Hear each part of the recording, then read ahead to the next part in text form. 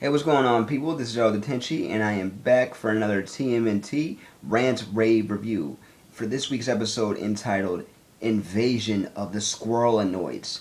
Now, right off the bat, I gotta just say I loved this episode to death. I had to watch it multiple times, um, just just to just like did that really happen? I loved every moment of it. It starts out where the last episode basically left off with that squirrel who was drinking some of the mutagen after the canister started raining down, and the turtles are on the trail of the mutagen canisters. Now they somewhat have the ability to track them, but not accurately.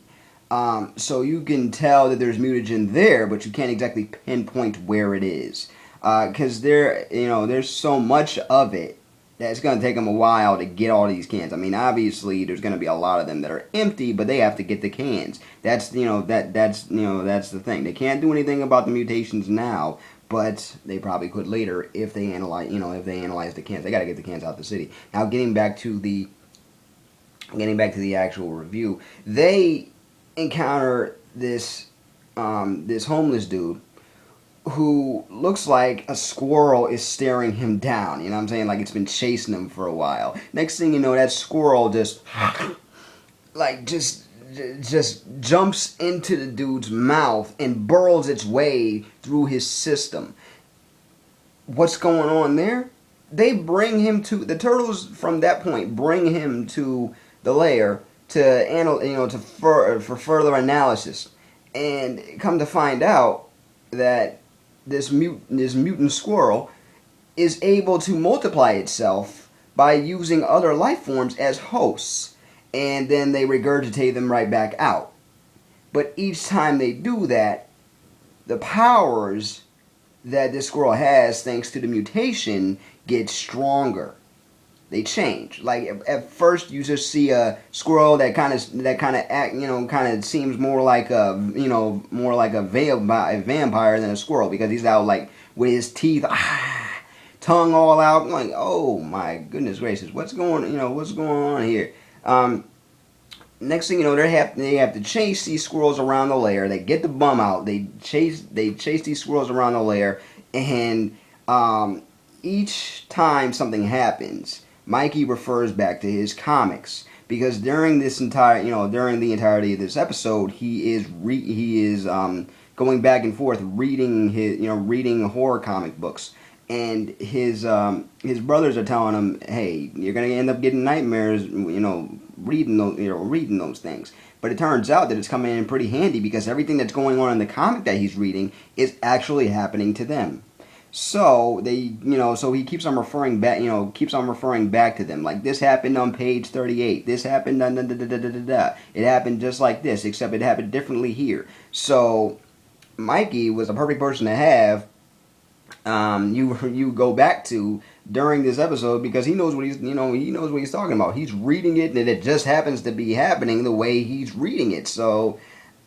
Um, so it was crazy. The design of the Squirrelanoids when their mutation was done, looked like they were like tall, uh, inside out.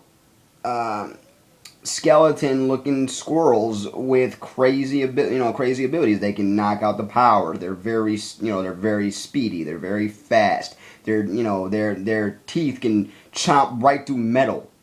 Because at one point they send out Metalhead to look out for more of the squirrels, because at this point the turtles are getting really scared, and Splinter suggests before they get up to the surface, they have to stop them. You know what I'm saying? Before the Squirrelanoids get up to the surface, they have to stop them. And he's like, which one of you is going to prove to be the bravest? Which one of you is going to face their fear and do this and that? But they bring out Metalhead instead. Metalhead gets his head popped off, just chopped off. It's just it's just a massacre from Metalhead. But the rest of the time, they're trying to figure out a way to subdue these squirrels, and Mikey figures it out by using by using food as as bait, and traps them in a water main, and in the sewers, and then drops them down a couple septic tanks. But they're still there. They're still there. This whole episode was just awesome. And really, with the design of the mutations, I have to say, even though I'm not a fan of the horror genre, I only know I know a little bit of it. But obviously, whoever wrote this script was a fan or read up on a lot of old comics or had a lot of references, because everything about this just screamed classic horror movie. Mixed in with a little bit of comedy, because it is a kids show and it is the Ninja Turtles, but at the same time, great episode. Squirrelanoids right now gets my vote for best mutant of the season. Right now until the next episode comes out. But let me know what you think of this new episode. What do you think of the designs of the Squirrelanoids? What do you think of the idea of their mutations? Were you a little grossed out by the fact that they had to basically find a host to keep mutating? What do you think of the animation this season? It does look like it's gotten a lot better, in my opinion. So write your comments down below, and I will see you on the next video. Peace, love, and never be normal.